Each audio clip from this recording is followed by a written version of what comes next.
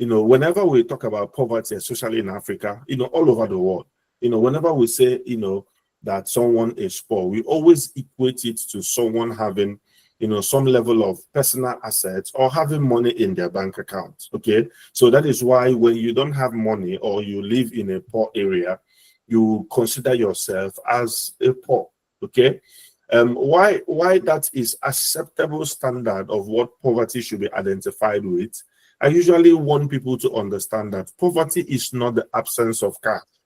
Okay, the absence of cash is only a fruit of poverty. It's something that reveals that there is poverty.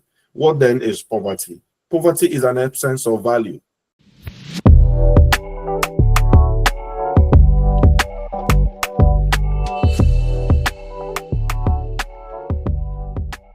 I want to welcome you to another session of Transformers Global Leadership Center. It's always an honor to have this conversation with you guys every Tuesday. It's a privilege that I don't take lightly personally. It's not just an opportunity to impact you, but it's impacting myself as well. So I'm grateful for all of you who show up every Tuesday. I'm grateful for the growth that you are experiencing and the impact this conversation is also making in your life. Okay. Welcome. I think we have two more sessions. We have two more sessions to go when it comes to the series that we've been running on leadership transformation. Today, we are going to be looking at the leadership test, which is Rethinking Success in Leadership.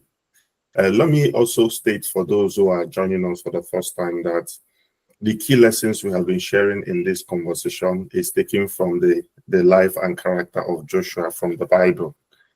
I believe that the story of Joshua is not just a historic example of his leadership or his journey, with the people of Israelites from the wilderness to the promised land, but I believe that it is filled with principles that we can glean and learn from as today's leaders to bring impact in our community, in our different organizations, and make a lasting legacy that will outlive us. I believe that the story of Joshua is an example of what we can do as new emerging young leaders, learning from his life and character to the challenges that we are facing today or the opportunities calling on us to embrace today. So I believe personally that Joshua's leadership success is one of the greatest in the Bible. I mean, there are a lot of leadership success, but one thing that is unique that drew my attention for us to build this series on the life of Joshua is the fact that he started as a follower. So he made a transition following to leading, which many of us are going to find ourselves where we are working with people, working under people, and then make a transition to start providing leadership for others. Okay. Joshua shows us how to make that meaningful, successful transition. And if this is your first time, I will encourage you to go to our YouTube channel. We've had up to 10 different conversations before this one. Of course, you are going to learn something, impactful in this specific session, but I believe you will have access to the full package when you listen to the previous conversations we've had before now. Okay. So once again, I welcome you. And I believe this is going to be an impactful session for you. One of the things I want to start with in this conversation is to, help us, just imagine wherever you are, listening to this conversation today, whether you are in your business or you are at your workplace, or maybe you are in a journey and you are just listening in the car as we are having this conversation. One of the things I want you to imagine for yourself in the next few seconds is, what does success look like for you? Okay. Because of time, I would have given us opportunity to describe the first picture that came into our mind when we thought about what success looks like. But many of you are thinking about it now. The moment I ask you, what does success look like? What was the first picture that came into your mind? Okay. Did you imagine yourself maybe in a beautiful mansion with the finest furniture, Did you imagine yourself traveling all over the world? Did you imagine yourself with your family? Did you imagine yourself with a nice car? Okay. What was it that came into your mind the moment I asked you to think about what success looks like? I'm not going to answer it straight away for you, but I'm going to allow the whole session, to provide that answer for you. Leadership today is increasingly becoming, more about personalities. It's becoming more about charisma. Okay. That is why you see a lot of investment going on into branding, media hype, rather than creating real value. Okay. And that is why we are having this conversation about rethinking, what success in leadership is. Okay. Um, Joshua's success and life story from the book of Joshua chapter 1, we saw when God called him, into leadership, gave him the responsibility, said, I'm calling you to lead. Okay. And then God was specific about what leadership meant. He said, there's a promise I made, through Moses. You're going to carry on with that promise. And what is it? To take the people in that I promised them, to give them, even through the promises I gave, even before Moses, through their forefathers. So it means that Joshua was called into leadership primarily not for himself, but for others. Okay. So we see from the life of Joshua, from the book of Joshua chapter 1, to almost the whole scripture, you see Joshua living up to the dream and expectation of that leadership call, which is what? To make leadership about others. Okay. So Joshua exemplified that success in leadership is about others. And that is what I call the true test of leadership. Okay. The true test of your leadership is in knowing what success looks like. That first picture that comes into your mind, is it about you or is it about others? Is it about creating legacy for yourself or legacy for others? Is it about making success happen for you or making success happen for others? Okay. Where you find yourself, the picture you find in your mind, whenever you think about what leadership or what leadership success means to you, can really illustrate the kind of legacy that you are planning to leave behind. Irrespective of the picture you had in your mind, the goal of this conversation is to bring us to a place where we begin to rethink. That's why we said rethinking success and leadership, redefining it for us, and beginning to question what exactly is the legacy that we are leaving behind? What exactly is the significance of our leadership? Okay. Now, something, is very interesting. From the book of Joshua chapter 13 to almost chapter 21 and, some part of 22 was written to illustrate how Joshua was dividing the land amongst the people. Okay. That is up to 9 chapters of the Bible, or up to 9 chapters of that book was dedicated to illustrate how Joshua was distributing the impact of his leadership. Whatever he lived from chapter 1 to chapter 13, we saw him dispense that between chapter 13 and chapter 21, which is where he was carefully dividing the land among the tribe, making provisions for families, making provisions, creating laws about land ownership, making provisions about different things within the society. So you see that Joshua's call was being fulfilled in the sense that the leadership success that he was presenting in those chapters was not about him. It was not about his title. It was not about his personal achievement. It's not about what he has achieved for his family. It's not about what he has made happen for himself. It's written to illustrate what Joshua made happen for others. In fact, before jumping, from chapter 13, previously before chapter 13, there was something we shared last week. We saw Joshua after he had conquered the kings, when the kings from the north and south united, to fight against Joshua. One of the things we saw that when Joshua won that battle and gathered the kings, he called his leaders He called his generals, and what did he do? He asked them to take their feet and put on the neck of those kings, illustrating that this is not my win, this is your win. This is not my success, this is your success. This is not about me, but it's about you. Okay, so through leadership impact, we can see from the scripture is illustrated by what you make happen for others and not what you make happen for yourself. Okay, so Joshua set out to simply make success happen for others. This is the secret of a significant life filled with legacy. That success is not about you, but about others. Now, we can even translate this to, making wealth or building a successful organization. When you begin to, think beyond yourself, when you begin to ask questions on, things that concern others, things that bother others, how to make success happen for others, that is even when you begin to unlock true wealth.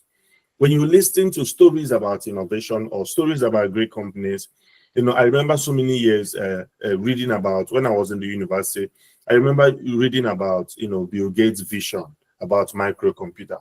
What was the vision about? He wanted to create a solution that will benefit the world. In fact, the way he said it is that he imagined a computer playing with the big microprocessor computer, playing games with him. His imagination in his mind is that he wants to have a tabletop computer. His dream was to create a PC that every individual can use on their home, in their homes. Okay. Now we even have mini PCs that we call cell phones. The processor, the capacity of information the cell phones that we have today is processing is far much powerful than the ones that processed, maybe word processor sheets or did mini calculations in those years. Okay, so it means that he set out his vision was set out to make success happen for others. I also read the story of the founders of Uber. I think they came to United Kingdom. It was raining and they finished an event. They needed to go back to the hotel and they didn't know how to go back to the hotel. Okay, there was no opportunity for them to call a taxi. There was no opportunity for them to, jump into that rain and begin to make their way back to their hotel. And then they began to think and ask questions. How many people are going through the same way, the same thing that we just went through? Is there a solution? Can something be done to fix this? What if you can just sit in your house and make an order with your phone? And what happened was that they set out to design a solution that will make things happen for others. And in that space, they found success for themselves. Now, the real legacy behind a life of significance is that you build something that outlived you. In what way? In a way that it is adding value to the life of others. In a way that it is adding a solution to the life of others. Long after Joshua left this earth, you can see how he distributed those land, fulfilling the promise of God and making the dreams of others, owning a land, owning a nation, having a place they can call their home, a reality. And that was true legacy. Okay, so Joshua leadership success for me, we can look at it in these three folds. First, he developed leaders from within. So Joshua was not just there to, make himself the known leader. He was not there to make himself the person that is recognized for this success, the person that is recognized for this endeavor. He reproduced himself in others. Okay, and then the first thing that you also discover, the last thing that you also discover in this threefold example of leadership success is that he served a mission, not his ego. So Joshua went about to serve a mission. He was asking himself, how do I make the world around me a better place? How do I improve my community? How do I improve my society? How do we make it better? The more you ask questions like this, you will see that the more your life becomes significant. In fact, if you are thinking of something that you can do, to earn you money, to earn you a life of personal success, you start by asking yourself, what can I make happen for others? Okay. Real organizations are created when there is a real value that people can exchange for cash. I always say this, that, whenever we talk about poverty, especially in Africa, all over the world, whenever we say, that someone is poor, we always equate it to someone having, some level of personal assets or having money in their bank account. Okay. So that is why when you don't have money or you live in a poor area, you consider yourself as a poor. Okay. Why that is acceptable standard of what poverty should be identified with. I usually want people to understand that poverty is not the absence of cash. Okay. The absence of cash is only a fruit of poverty. It's something that reveals that there is poverty. What then is poverty? Poverty is an absence of value. Okay. When you don't have value that you can make an exchange for cash, that is what makes you a poor person. So when you sit down and you keep imagining that I don't have cash, or you keep imagining that I don't have personal wealth the way you dream that you would have it, don't think of it as having money or acquiring money. Think of it as having value. Value is what you exchange for cash. So the reason for lack of cash in your account is that you are not making any exchange. So if you are working in a business, for instance, you are working in an organization, they pay you money to make an exchange for your time and your skill. The more skill you have, the more money you are paid. The more skilled you develop, the more you grow higher. And then what happens is that the more money you are paid. The same way with businesses. The more value you create, what happens is that the more success that you are going to have. I was recently, looking at the owner of Temu. Temu is a known brand, all over Europe, all over Africa. How someone built a business, and then able to export that business to serve the needs of people all over the world.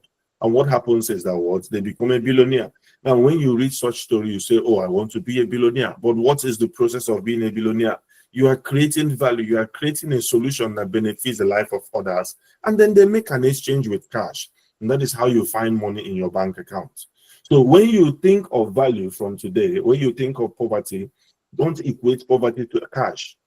Okay? The mental picture I want you to have from today is to equate poverty to a lack of value. Because it is when you have value that you can exchange something and then you can make a cash. Okay. So the mindset behind that, the mindset behind leadership is, what are you making to happen for others? What significance, what value are you creating for others? Okay. When you keep thinking that leadership is about yourself, that is why you are not able to create a life of meaning or a life that makes impact. So what happens is that instead of constantly thinking, how do I create solution for others? How do I make others win? How do I leave a lasting legacy for others? Most times we are consumed with ourselves. What do I make for myself? What kind of car do I want to drive? What kind of house do I want to build?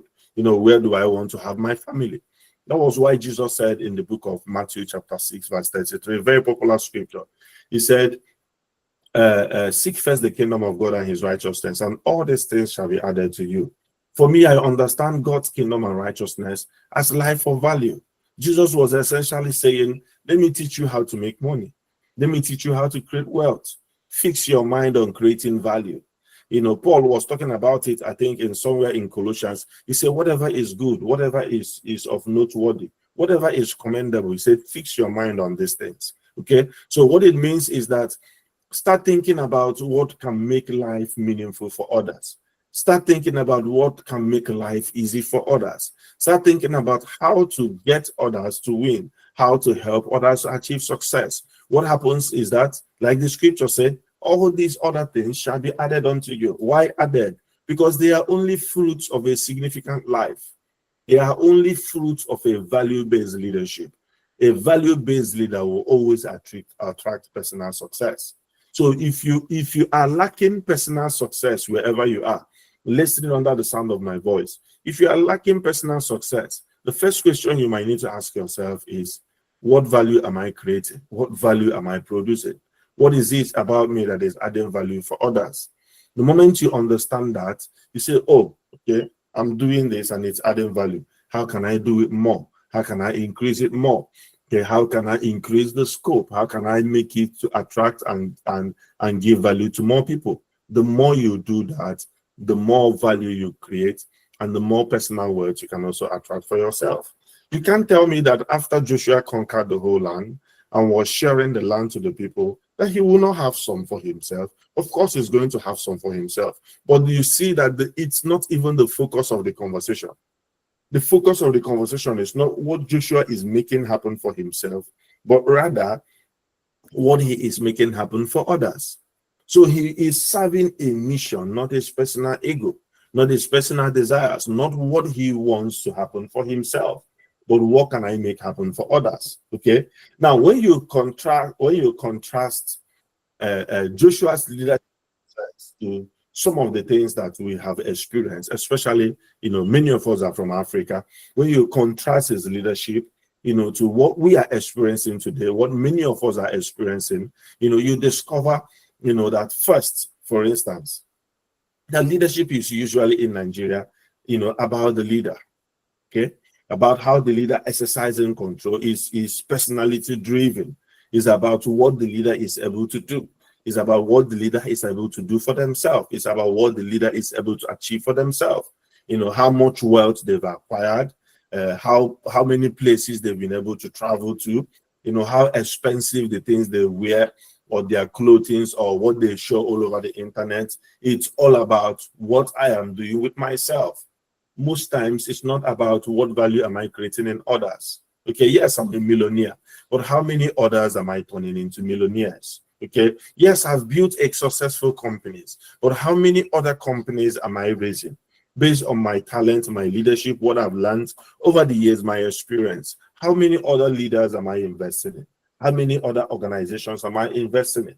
Okay, so you can even see, even politically, it's all about chasing external validation.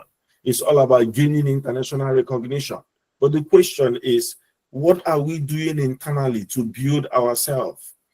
I was reading a case study the other day of how many medical doctors are leaving Nigeria every year to places like UK, and of course all over Europe. Okay, you see nurses leaving.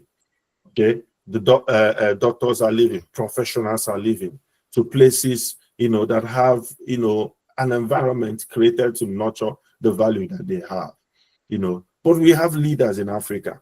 What are they doing to retain those skills? What are they doing to grow, develop, and empower their own people? What are they doing to transfer leadership to a new generation that will be able to maximize, the potentials of their own society? So you see the contrast that why many leaders would want to make success happen for themselves, Joshua was making success happen for others. Why many leaders who want to acquire lands for themselves, Joshua was acquiring lands for others. He was making provisions for the future generations yet on board. He was fulfilling the promises of God for his society. And that was that he left behind. Okay, so he developed others. Okay, he made success about the people. He made success about the dreams and aspirations of the people, not just about himself. Okay. One of the stories I remembered when I was, preparing for this session, is the story by, I think, was it Joseph Crow? Echoes of Diamond. It's a very popular story. I think it was one of my mentors that gave me a book on Echoes of Diamond when I was in my university. And I mean, it's a popular story, which I know many of you know about it. Okay, he heard about a diamond. He heard about a precious stone. That is what, like the whole world. When you have that precious stone, you'll be able to buy anything. You'll be able to own anything. Okay, so he woke up in the morning and set his heart. He first of all started thinking about it. Every morning he was thinking about it, what he will be able to achieve when he acquires that precious stone. And guess what he did next? He woke up in the morning, sold his land. I'm sure he had a family, probably kept his wife somewhere, kept the children somewhere, and then traveled in search. Of course, the wise man told him, that he's going to find it in a land, far away. And of course, he went in search of diamonds. He went in search of a precious stone. Okay. and traveled all around the world, spent almost his lifetime. And finally, he returned as an old man. By the time he returned, he saw that the place he sold has been transformed with so much wealth and with so much opportunities. And of course, he met the man he sold the land to, who is now a rich man. And he was asking the man what happened, only for him to realize that the man in the same land he bought from him discovered the precious stone. And now is very rich, his land is rich, and he has spent almost all his life pursuing a value only to realize that there was nothing in it for himself. The rationale of the story for me is the fact that he made success about him. Even when he was going to look for the diamond, he was not looking for the diamond because he wants to build a great nation. It was not because he wants to make things happen for the people. It was because he was imagining how influential. He was imagining his title. He was imagining how his name is going to be remembered, probably as the wealthiest person, that ever passed through the sand of time. Okay, but he forgot that success, through empowering success, is about leaving a legacy for others. Okay, so organizations today, successful businesses are built on what they are able to do for others, not what they are doing for themselves. How others are able to benefit through the organization you are creating. How others are able to benefit through the value that you are creating. Whether it's a small business, whether it's a school, whatever platform that you are creating, your true success is measured by the impact it will have in the life of others. Okay, so as I summarize this conversation today, one of the things I want to say is a key sign. I mentioned the leadership test, and how do you know whether you are failing or passing the leadership test?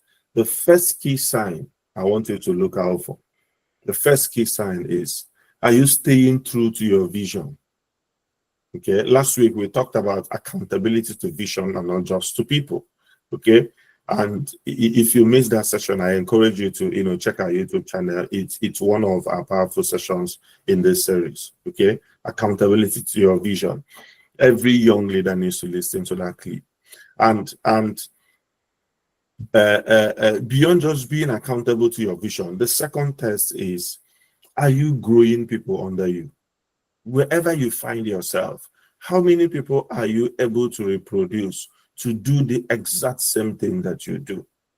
Okay, how many people are benefiting from that experience? How many people are going to replace you long after you have gone? What success are you creating for others? Okay, by raising new leaders, by raising leaders under you. Okay, so anywhere you find yourself as a leader, in your family, in your place of work, in your school, anywhere you find yourself, the next question I want to ask you is, which is a great test for your leadership, is how many people are growing under you? How many people are able to reproduce what you do? How many people are you transferring the skill, the experiences, and everything that you have been able to learn all these years? And of course, the final one is your leadership providing for the future of others? How many people are becoming successful as a result of your own actions, as a result of your own leadership endeavors? How many people are benefiting from it?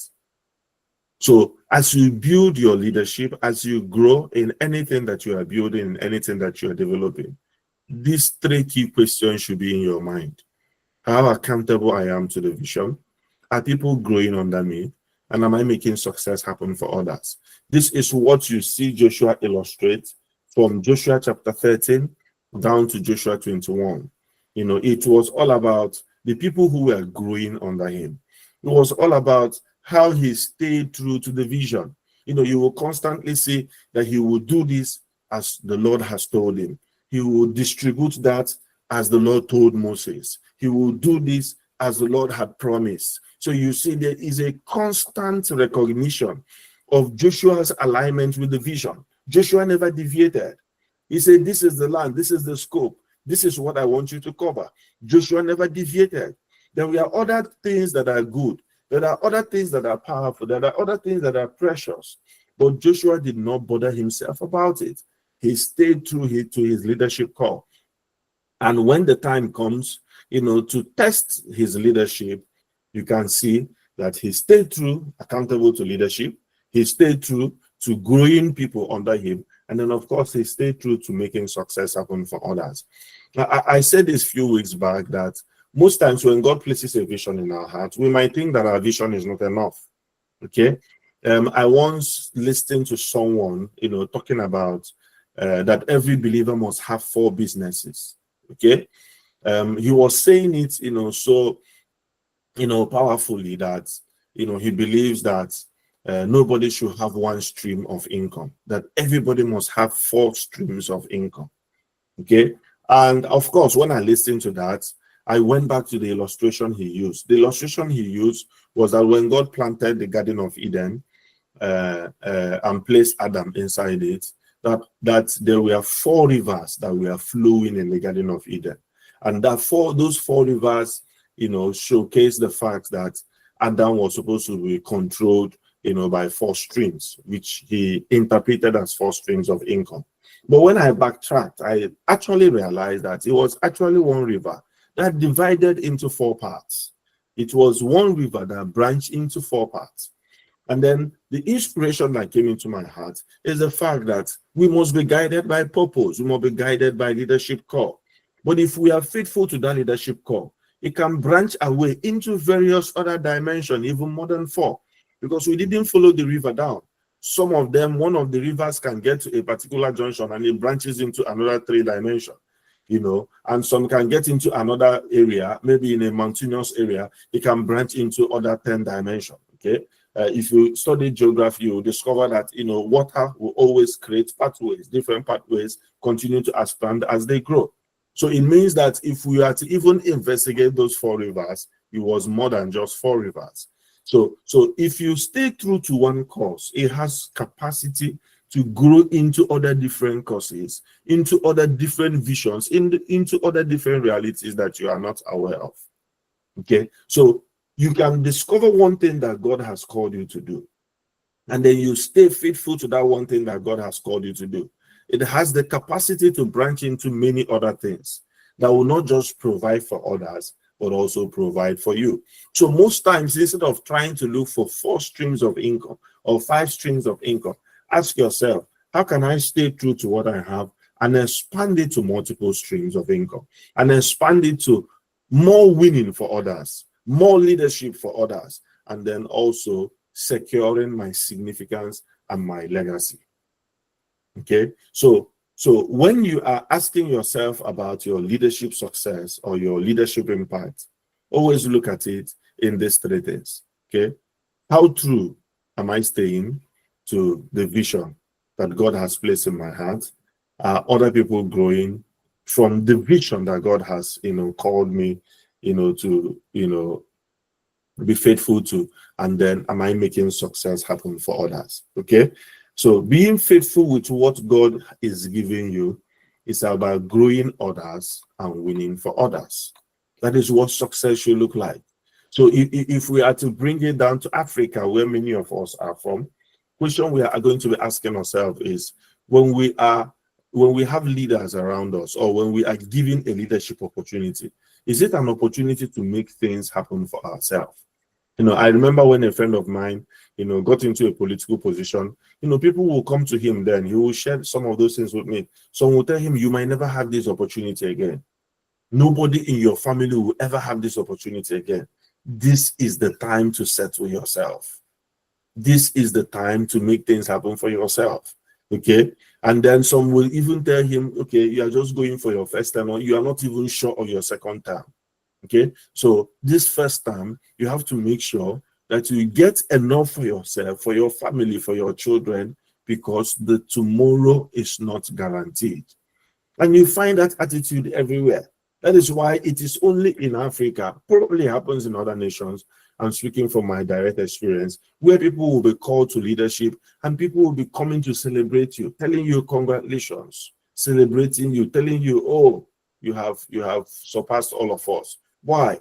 Because many people even see leadership positions as an opportunity to enrich themselves, and not to make their community wealthy, not to make their society wealthy. And that is why you look at the state of our schools, you look at the state of our industries, you look at the state of our economy, you will see constantly leaders who thrive every day to make things happen for them and their family and not for their community. In fact, I believe every day we keep mentioning about slavery, we keep mentioning about colonization. I think that the amount of wealth living in Africa today is more than what even the white men stole. Who complain about how they took our diamonds, how they took our oil, how they exported even human beings, to the detriment of Africa. But when you look back, especially for Nigeria alone, how many billions constantly leave that economy?